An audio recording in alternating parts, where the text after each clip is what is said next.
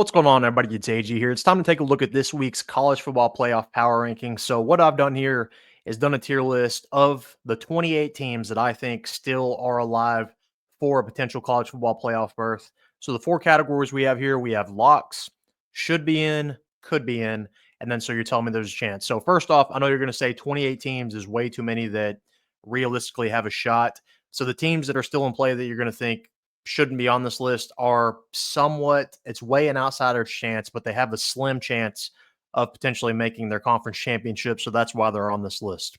So we'll go ahead and start at the top. We'll start with the locks. So these are the four teams that I think could still afford a loss and are still going to be in the playoff, even if they lose this week. Starting off, Oregon, they're undefeated. They are in no matter what. Even if they somehow drop the game, they're still going to be in without an issue. Now, the real question when it comes to not on this lock category, but moving forward, how much is the committee going to punish teams for losing in their conference championship? So let's say A&M beats Texas this week. They make the SEC championship. They lose to Georgia. That gives you a team with 4 losses that has a win over Texas. Do they get in somehow? And same thing with Georgia. Let's say Georgia loses to Georgia Tech. Then they lose, or something. They lose to Texas. I don't know. But you're looking at a scenario here where you could have a team with 4 losses that has an argument to potentially be in particular, if Georgia wins this week. And then, all bets are off here on what could happen. But let's go ahead and move on to the next one. Ohio State is the next team in my lock category. They've beaten Indiana. They've beaten Penn State, 2 teams that should be in the playoff most likely. So Ohio State is in. They could lose to Michigan this week, and it's not going to matter.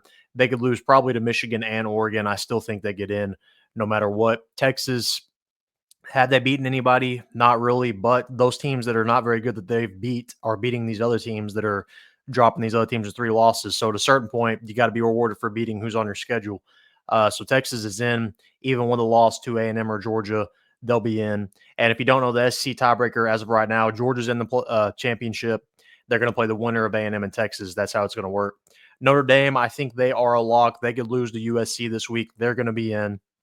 They've got that loss to Northern Illinois. Yes. Have they beaten anybody?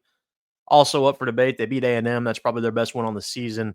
Louisville is a solid team as well. Who have they beat that's really good?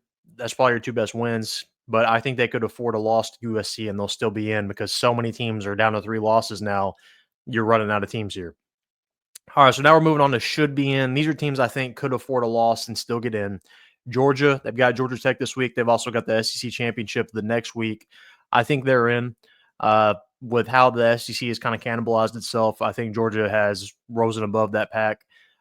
They've got a win over Texas. That's good. They've got a close loss to Alabama. So I think Georgia is in. Now that Ole Miss loss is a little questionable, but Georgia's in good shape. They should be in. Penn State, I think they could afford a loss as well. They play, I think, Maryland this week. They're not going to make the Big Ten championship unless Ohio State loses to Michigan. If that happens, they'll make the championship. But Penn State, I think, is in good shape. They can afford another loss because, again, so many teams have 3 losses now where you're running out of 2-loss teams. All right, so now we're looking at could be in. These are teams that if the playoff ended right now would most likely be in, but there's wiggle room here where if they did lose this week or something, you might have some issues there. All right, so Boise State, as of right now, they look like head and shoulders above everybody else as far as the favorite to make it out of the G5, but if something happens, if there's a slip up to where they lose to the UNLV in the championship, they lose this week to whoever they're playing, do they get dropped out? I think there's definitely a possibility despite where they're ranked right now. Tennessee is the next one. They should be in good shape. All they got to do is beat Vanderbilt this week, and they are in. But if they lose that game, again, it's going to come down to an argument between which 3-loss SEC team is going to get in, and we'll get to all those 3-loss teams here in a little bit. But you're going to run into that issue with this team beat this team lost to this team. It's almost going to come down to, do you value quality wins or do you value quality losses as far as comparing resumes there? Indiana, I think they most likely are in unless they somehow lose this week to Purdue. They won't. But if they lost to Purdue, they would drop out. But as of right now, I think they're in because so many other teams lost this week that Indiana, despite, somewhat playing with Ohio State, but ultimately kind of getting blown out, they're in. Miami is the next one. Now, originally, I thought there was a chance that 2 ACC teams could get in. There's still opportunity for that, but it's looking less and less likely, I think, since everybody is lost now, being Miami since they lost in conference play. They've got Syracuse this week. If they lose that game, I could see an issue to where they wouldn't get in if they didn't win their championship. You know what I mean? But as of right now, they're in good shape. Win that game, and then they're probably in, even if they lose to SMU somehow in the ACC championship. SMU, similar scenario. Their only loss so far is to BYU, but that loss, BYU is not looking as good as they were originally. When BYU was looking like the Big 12 favorite, they could still win the Big 12, by the way. But when they were looking like the Big 12 favorite, that was a really good loss. It's still a top 25 loss, but again, I question if they're going to put 2 ACC teams in. All right, so now we're moving on to So You're Telling Me There's a Chance. These are teams that have a shot here. Now, I've listed so far 11 teams, not including the Big 12 champion. So if you just add the Big 12 champion in there, that's 12 teams. That's the playoff. But we know college football, there's going to be teams that get upset. And with all the teams above them that are listed already, they're going to play each other most likely in the championship. So do those losses impact those teams? We'll see. All right, we'll start with the SEC teams. We've got Alabama, South Carolina, Ole Miss, and Texas A&M. All have 3 losses as of right now. Now, A&M is the only one out of these that has a chance to make the SEC championship. So A&M is the only one of those that controls its own destiny. If A&M wins out, they're in. Pretty simple. Beat Texas, beat Georgia, you're in. Now, that's where I would question, let's say A&M beats Texas and then loses to Georgia. Does that team get in with 4 losses over a 3-loss Alabama or South Carolina, which didn't make their championship, you know? Alabama, though, they had that's a bad loss to Oklahoma last night. I think that's going to impact them a little bit. South Carolina probably has the best resume here. They've got close losses. They did get kind of handball miss, but also in one of their losses, they had some questionable reffing. All right, and also they were without their quarterback, Sellers, which is he's been pretty dominant. But the LSU loss, there was some questionable stuff there. So South Carolina, I think there's a scenario this week where the winner of them and Clemson, I think they might be in. I could be wrong, but again, I don't personally believe that 2 ACC teams are getting in.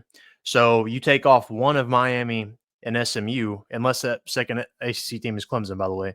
But you take off one of Miami and SMU, let's say they knock each other out in the championship. I think South Carolina or Clemson, the winner of that, is most likely going to end up getting in somehow. But we'll see what happens when you get there. And Ole Miss, bad loss to Florida this week. They were coming off, they had a good win a couple weeks ago over Georgia, pretty dominant performance. And really, if they would have won out, they'd be in good shape. But Ole Miss drops that game, drops them back down in the pack. So I think those are the 4 teams that have a chance in the SEC, but they need some help. All right, the only ACC team on here is Clemson in this category. Now, again, I think Clemson is in good shape, really. I think if they beat South Carolina, I think enough things happen this week that they could get in. Now, you're going to come down to an argument over, let's say SMU loses to Miami. Does SMU get in over Clemson if Clemson has a win over South Carolina? I don't know. We'll see what happens when we get there. But as of right now, I think ACC could potentially get 2 teams in if it's Clemson. I don't think SMU and Miami both get in. All right, UNLV is the only. All right, so actually, let's go ahead and talk about all these group of 5 teams. UNLV, Tulane, Army are the 3 teams besides Boise that I think could potentially jump them. So UNLV, they're going to get to play Boise, so they could steal that spot. Or it would come down to the winner of Army and Tulane. If Boise wins, all bets are off here. It doesn't matter. But if UNLV wins, does the winner of Tulane and Army get jumped over UNLV in the rankings? Army, again, their only loss so far is to Notre Dame. Now, Notre Dame did handle them, but UNLV lost to Syracuse. So, how do you compare that? And then for Tulane, they've lost to Kansas State and Oklahoma. Now, would the winner of that jump over UNLV? I don't know, but it's definitely a possibility. All right, so now I've got the logjam of Big 12. So as of right now, if everybody wins next week, the Big 12 championship is going to be Arizona State and Iowa State, but there's definitely a scenario where all those teams could lose. So as of right now, the first 4 teams listed here, Arizona State, Colorado, BYU, and Iowa State all have 2 losses in conference play. The rest of them, Baylor, West Virginia, Tech, Kansas State, and TCU all have 3 conference losses. So let's say all 4 of those teams with 2 losses lose, then you've got like 8 teams with 3 losses where there's just a complete logjam. Actually, I said 8, it's 9. With just a complete logjam, and I don't know who's going to get in when that happens. But again, right now, if Arizona State and Iowa State win, that is your Big 12 championship. So that would be who gets in. But the rest of the teams on here technically do still have a chance. So as of right now, this is the tier list I'm looking at. I think there are 4 locks. Georgia and Penn State are really close to being locks. Even if they do lose, I think they'd be fine. The other teams, now, if they take care of business and could be in, they'll be in. But again, who gets in? Because you're going to add one Big 12 team. The real question here is if everybody wins, does the winner of South Carolina and Clemson jump the loser of Miami and SMU? I think that's the scenario you run into here, unless the committee loves them some Alabama so much.